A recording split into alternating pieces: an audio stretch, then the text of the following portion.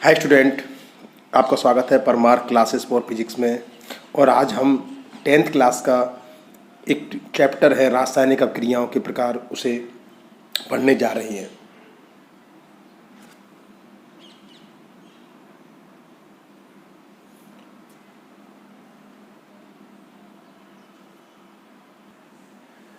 तो बच्चों, रासायनिक अभिक्रियाएं कई प्रकार की होती हैं, जैसे कि संयोजन अभिक्रिया, अपघटन, विस्थापन, द्विविस्थापन और भी कई प्रकार की होती हैं। हम उन सभी अभिक्रियाओं को एक तो पहचानना समझेंगे और उनकी परिभाषाएं और उनके उदाहरण भी हम देखेंगे। तो बच्चों, संयोजन या योगात्मक या योगशील या संयुग्मन अभिक्रिया क्या होती है? तो बच्चों देखिए, मान लीजिए एक अभिकारक है ए, ये एक अभिकारक ए है, ठीक है बच्चों, और एक अभिकारक है बी। ये दो अभिकारक हैं, ये दोनों तत्वी हो सकते हैं, ये दोनों यौगिक भी हो सकते हैं, ठीक है बच्चों। जब ये दोनों आपस में जुड़ जाते हैं, मिल जाते हैं, जैसे कि नाम से ही हमें पता चल रहा है, संयोजन, योगात्मक, योगशील, संयुग्मन मतलब जुड़ना। इसमें जोड़ होगा, दो तत्व आपस में जुड़ेंगे, दो यौगिक आपस में जुड़ेंगे, मतलब दो अभिकारक आपस में जुड़ेंगे। इन दोनों को हम तत्व बोल सकते हैं, यौगिक भी बोल सकते हैं ये, या सामान्य भाषा में इन्हें अभिकारक बोलेंगे। जो क्रिया करते हैं उन्हें अभिकारक कहते हैं। एक अभिकारक ए है और एक अभिकारक बी है। ये दोनों जब आपस में मिल जाते हैं बच्चों, तो एक पदार्थ बन जाता है ए बी।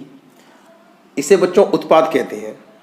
ए और बी ने मिलकर बनाया ए बी। यहाँ दो अभिकारक मिलकर एक उत्पाद बनाते हैं। बच्चों, जो रासायनिक अभिक्रिया में भाग लेते हैं, इस अभिक्रिया में ए और बी, ये दोनों रासायनिक अभिक्रिया में भाग ले रहे हैं, तो इन्हें अभिकारक बोलेंगे। इस अभिक्रिया में अभिकारक कौन है? ए और बी।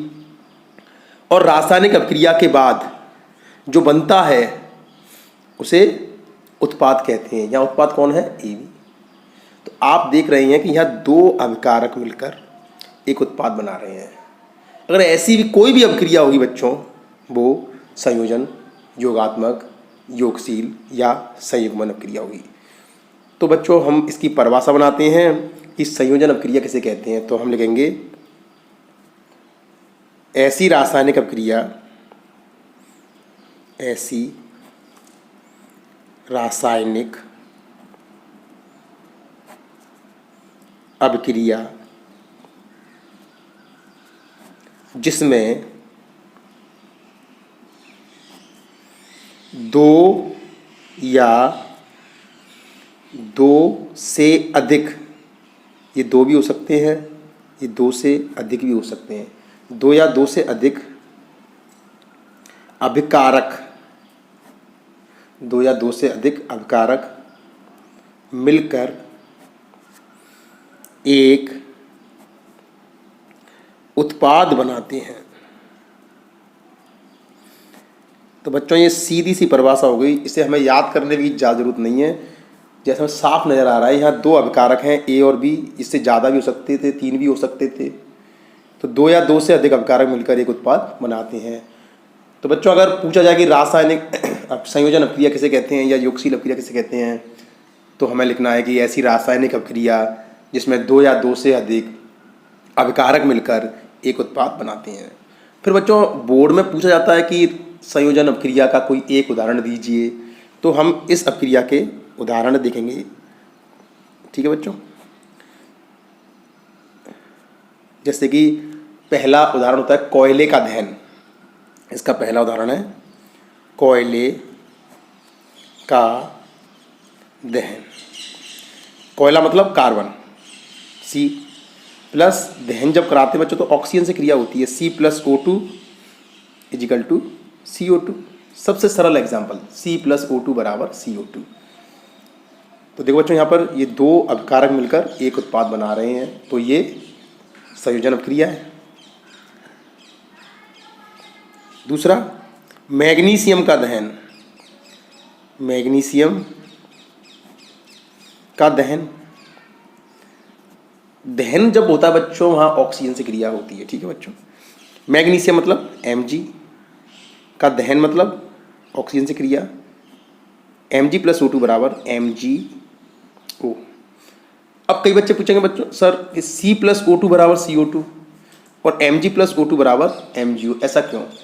तो बच्चों इसका कारण ये है कि Mg जो होता है वो Mg प्लस 2 होता है मूलक और ऑक्सीजन होता है वो O-2 होता है। जब ये आपस में क्रिया करते हैं तो इनका जब मूलक से हम यौगिक बनाएंगे तो +2 में -2 कट जाती है, कैंसिल हो जाता है, तो ये बन जाता है MgO। तो Mg और O हमेशा MgO बनाते हैं। अब संतुलित करेंगे तो यहाँ ऑक्सीजन 2 है, यहाँ 1 है, तो यहाँ 2 लिख देंगे। अब Mg 2 हो जाएंगी तो यहाँ पर भी 2 कर देंगे, तो 2Mg प्लस O2 बराबर 2MgO। ऐसे ही जल के अणु का निर्माण, जल का सूत्र होता है बच्चों H2O, मतलब हाइड्रोजन और ऑक्सीजन ये मिलकर क्या बनाते हैं H2O।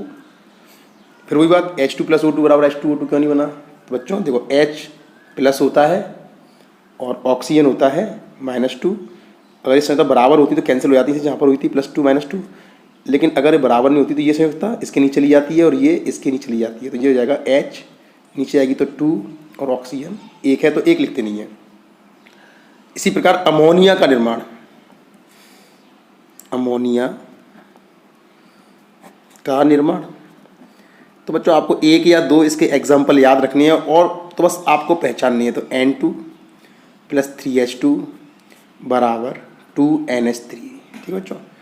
तो ये अभिक्रियाँ आपको याद रखनी है जो कि आगे चल के फिर ये अभिक्रिया दोबारा से काम आएंगी। तो बच्चों ये हमारा एक टॉपिक हो चुका है कि योगशील अभिक्रिया किसे कहते हैं, उदाहरण सहित समझाइए। तो हमें लिखना है कि ऐसी रासायनिक अभिक्रिया जिसमें 2 या 2 से अधिक अपकारक मिलकर एक उत्पाद बनाते हैं योगशील अभिक्रिया कहलाती है। ठीक है बच्चों, उदाहरण में आपको देख रहे हैं कि इधर 2 या 2 से अधिक अपकारक होंगे और यहाँ इधर साइड केवल एक ही उत्पाद है। ऐसी कोई भी अभिक्रिया आपको नजर आ जाए, यहाँ इधर साइड अपकारक 2 या 2 से अधिक होने चाहिए और उत्पाद इधर एक होना चाहिए, तो बच्चों वो योगशील या योगात्मक या संयोजन अभिक्रिया कहलाई जाती है। आपको उदाहरण याद रखनी है, कोयले का दहन C प्लस O2 बराबर CO2, मैग्नीशियम का दहन 2Mg प्लस O2 बराबर 2MgO, जल का निर्माण H2 प्लस O2 बराबर 2H2O। संतुलित नहीं बच्चों करते हैं, देखो यहाँ पर H2 2 है, ऑक्सीजन 2 है, यहाँ 1 है, तो इसके आगे 2 लगा देंगे, ठीक है। तो अब हाइड्रोजन 4 हो जाएंगी तो यहाँ लगा देंगे 2H2 प्लस O2 बराबर 2H2O और अमोनिया का निर्माण N2 प्लस 3H2 बराबर 2NH3। अब बच्चों दूसरी अभिक्रिया आती है अपघटन या वियोजन अभिक्रिया। ये बिल्कुल संयोजन या योगशील अभिक्रिया की उल्टी है या विपरीत है। जैसे कि संयोजन अभिक्रिया में अभी हमने देखा कि वहाँ पर 2 या 2 से अधिक अपकारक मिल रहे थे, जुड़ रहे थे और एक उत्पाद बना रहे थे। लेकिन यहाँ पर एक अपकारक टूटेगा, वियोजन माने टूटना, और जब टूटेगा तो 2 या 2 से अधिक उत्पाद बनाएगा। जैसे बच्चों एक अभिकारक है AB, ठीक है बच्चों, और ये टूटकर बनाता है A प्लस B। तो बच्चों यहाँ साफ नजर आ रहा है कि ये जो अभिक्रिया में भाग ले रहा है वो कौन है, AB, जो कि एक है, इसे अपकारक बोलेंगे। और अभिक्रिया के बाद यहाँ पर हमें मिल रहे हैं 2 पदार्थ A और B, ये उत्पाद हैं।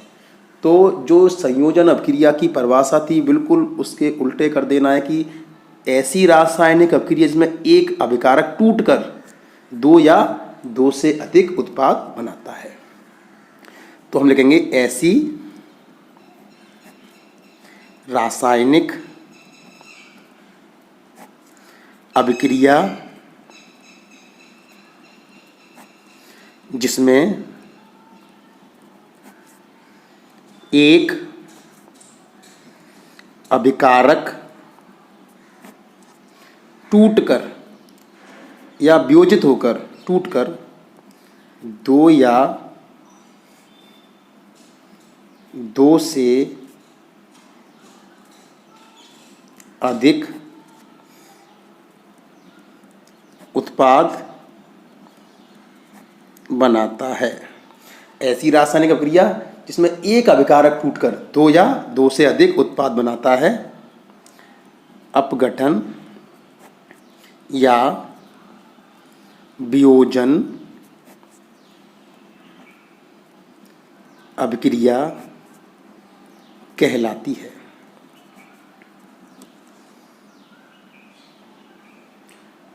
अब बच्चों यहाँ गौर करने वाली बात यह है कि कोई भी जो अभिकारक है वो अपने आप नहीं टूटेगा। उसे तोड़ने के लिए हमें ऊर्जा देनी पड़ेगी, और यह ऊर्जा बच्चों हम 3 तरीके से दे सकते हैं। इस पदार्थ को तोड़ने के लिए हमें ऊर्जा देनी पड़ेगी। जैसे या तो हम उसे गर्म करें मतलब उसे ऊष्मा दे दें तो वो पदार्थ टूट जाएगा, या हम उस पदार्थ में अभिकारक में विद्युत धारा प्रवाहित करें और विद्युत धारा से विद्युत ऊर्जा मिलेगी और वह ऊर्जा से तोड़ने का कार्य करेगी, या हम उसे सूर्य के प्रकाश में रख दें तो वह प्रकाश ऊर्जा को ग्रहण करके टूट जाएगा। तो बच्चों यहाँ पर मुख्य बात यही निकल के आ रही है कि अगर कोई एक अभिकारक है उसे हमें तोड़ना है तो उसे तोड़ने के लिए ऊर्जा देनी पड़ेगी, और यह ऊर्जा हम यहाँ पर उसे गर्म करके या उसमें विद्युत धारा प्रवाहित करके या हम उसे सूर्य के प्रकाश में रखकर दे सकते हैं। और उसी आधार पर ये अपघटन अभिक्रिया अब 3 प्रकार की हो जाएगी। अगर हम अभिकारक को ऊष्मा देते हैं या गर्म करते हैं और वह 2 या 2 से अधिक उत्पादों में टूट जाता है तो उसे बोलेंगे ऊष्मीय वियोजन या ऊष्मीय अपघटन। बिल्कुल बच्चों यही परिभाषा लिखनी है, बस इनमें क्या करना है, ऊष्मा के स्रोत बदल देने हैं। विद्युत धारा, जब किसी पदार्थ को या अभिकारक में विद्युत धारा प्रवाहित की जाती है और वह 2 या 2 से अधिक उत्पाद में टूट जाता है तो उसे बोलेंगे विद्युत अपघटन। और प्रकाश तीसरा बन जाएगा प्रकाशिक अपघटन, कि जब किसी अभिकारक को सूर्य के प्रकाश में रख देते हैं तो वह 2 या 2 से अधिक उत्पादों में टूट जाता है तो उसे बोलेंगे प्रकाशिक अपघटन। तो बच्चों अपघटन अभिक्रिया अब हम पढ़ने जा रहे हैं, ये 3 प्रकार की होती हैं। पहली है ऊष्मीय वियोजन या अपघटन।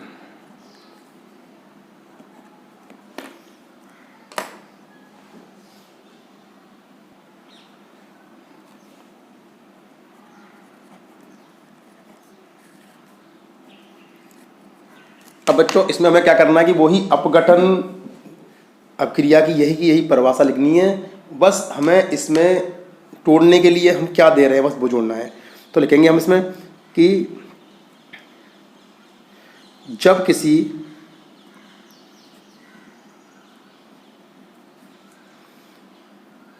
अभिकारक को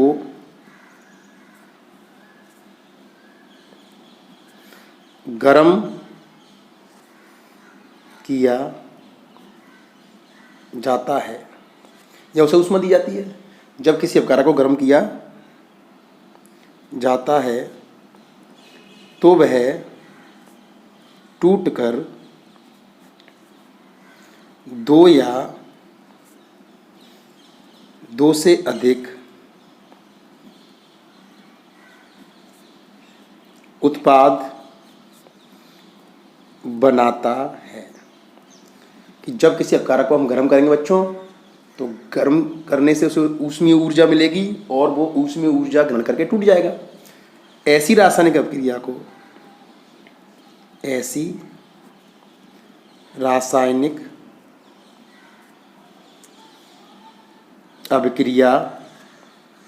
को ऊष्मीय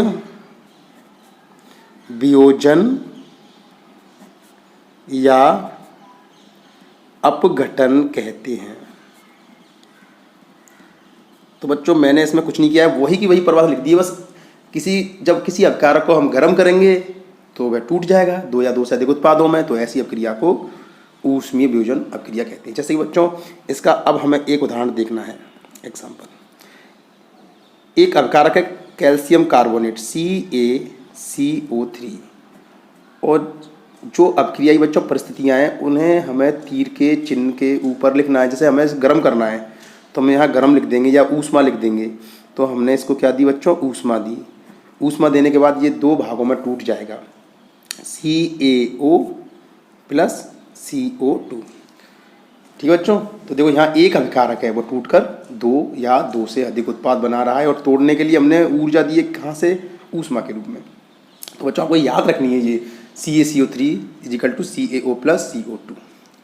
एक और अभिक्रिया जो आपने अभी पढ़ी थी संयोजन अभिक्रिया में मैग्नीशियम के दहन की, उसे भी उल्टा लिख सकते हैं क्योंकि ये अभिक्रियाएं योगशील की उल्टी होती हैं, लेकिन हर अभिक्रिया को हम नहीं लिख सकते हैं।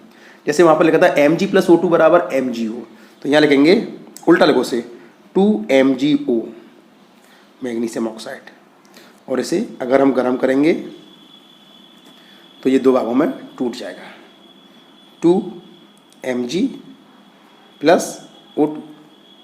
इस अभिक्रिया को उल्टा लिख देते हैं बच्चों, 2Mg + O2 = 2MgO, तो ये संयोजन बन जाती है। लेकिन जब से उल्टा लिखते हैं तो बच्चों ये ऊष्मीय वियोजन अभिक्रिया का उदाहरण बन जाती है। तो ऐसी आपको अभिक्रिया याद रखनी है, जो एक अभिक्रिया याद रखने के बाद वो 2 या 3 जगह काम आ जाए। तो अगर हम इसे सीधे लिखेंगे कि 2Mg + O2 = 2MgO, तो ये संयोजन अभिक्रिया हो जाएगी। उल्टा लिख देंगे 2MgO = 2Mg + O2, तो ये ऊष्मीय वियोजन अभिक्रिया हो जाएगी। अब बच्चों इसके बाद है दूसरी अभिक्रिया विद्युत अपघटन। तो बस अब हमें इस अभिक्रिया में एक अभिकारक को तोड़ना है, लेकिन उसे ऊर्जा दी जाएगी विद्युत धारा के द्वारा। लेकिन उस अभिकारक को बच्चों पहले द्रवित अवस्था में बदलना पड़ेगा। जैसे कि नमक है NaCl है, वो ठोस है, उसे पानी में घोल देंगे तो उसे बोलेंगे उसकी गलित अवस्था। तो जब किसी अभिकारक की गलित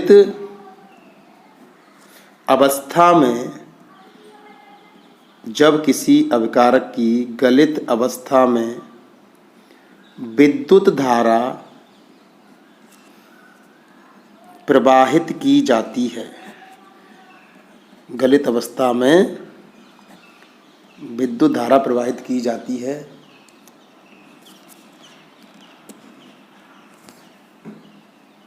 तो वह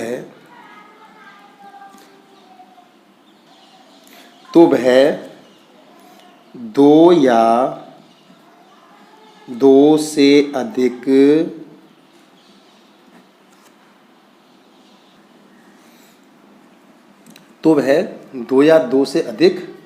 उत्पादों में टूट जाता है, या टूटकर 2 या 2 से अधिक उत्पाद, कुछ भी लिख सकते हैं, बनाता है, ऐसे कुछ भी लिख सकते हैं। तो वह 2 या 2 से अधिक उत्पादों में टूट जाता है। ऐसी रासायनिक अभिक्रिया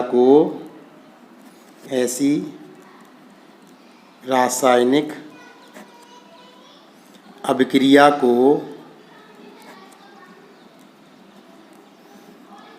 विद्युत अपघटन कहते हैं।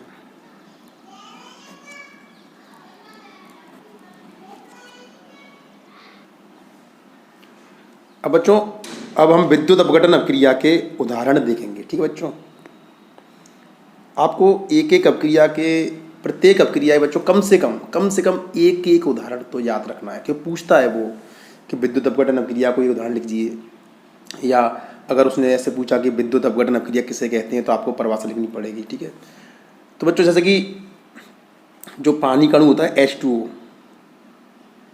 ठीक है बच्चों, अब इसमें अगर हम विद्युत धारा प्रवाहित करें तो यह दो भागों में टूट जाएगा जिनसे ये मिलके बना है।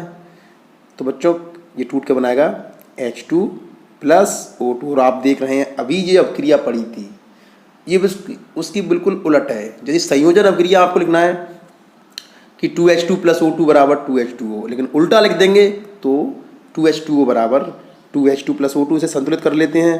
तो बच्चों ये संतुलित अभिक्रिया हो गई।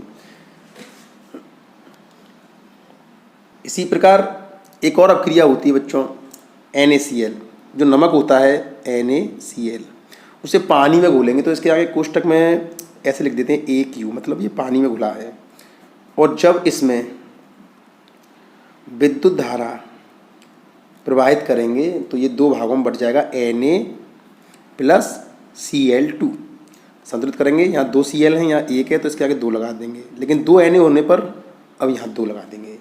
तो बच्चों ये हो गई विद्युत अपघटन अपक्रिया के उदाहरण। तो आपको याद रखना है 2H2O बराबर 2H2 प्लस O2 और 2NaCl बराबर 2Na प्लस Cl2। अब बच्चों तीसरी इसमें अपक्रिया आती है प्रकाशिक अपघटन। बस वही अपक्रिया जो परिभाषा ऊपर लिखी थी यहाँ पर उसे ही हमको लिख देना है।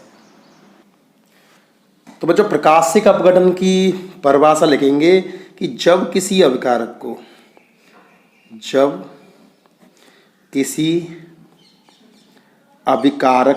को सूर्य के प्रकाश में, या प्रकाश में भी लिख सकते हैं, सूर्य के प्रकाश में रखा जाता है, जब किसी अभिकारक को सूर्य के प्रकाश में रखा जाता है तो बच्चों क्या करेगा, वो सूर्य के प्रकाश से ऊर्जा ग्रहण करेगा और ऊर्जा ग्रहण करने के बाद 2 या 2 से अधिक उत्पादों में टूट जाएगा। तो वह 2 या 2 से अधिक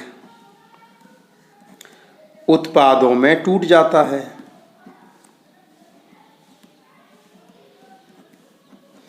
ऐसी रासायनिक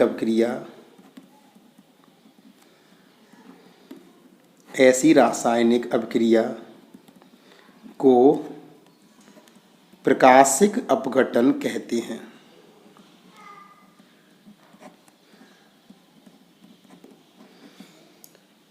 ठीक है बच्चों, अब हम इस अपक्रिया के एग्जाम्पल देखेंगे। एक उदाहरण है 2AgBr, और जब इसे हम सूर्य के प्रकाश में रखेंगे तो ये 2 भागों में टूट जाएगा 2Ag प्लस Br2। आपको याद रखना है। एक और ऐसे बिल्कुल 2HBr, और इसे सूर्य के प्रकाश रखेंगे तो H2 प्लस Br2, ये 2 भागों में बढ़ जाएगा। तो बच्चों आपको ये अपक्रियाएँ ऐसे ही याद रखनी है और हर एक अपक्रिया की कम से कम एक एग्जाम्पल तो आपको याद रखना है। ठीक है बच्चों, अगली अपक्रिया अगले वीडियो में हम देखेंगे। Thank you student.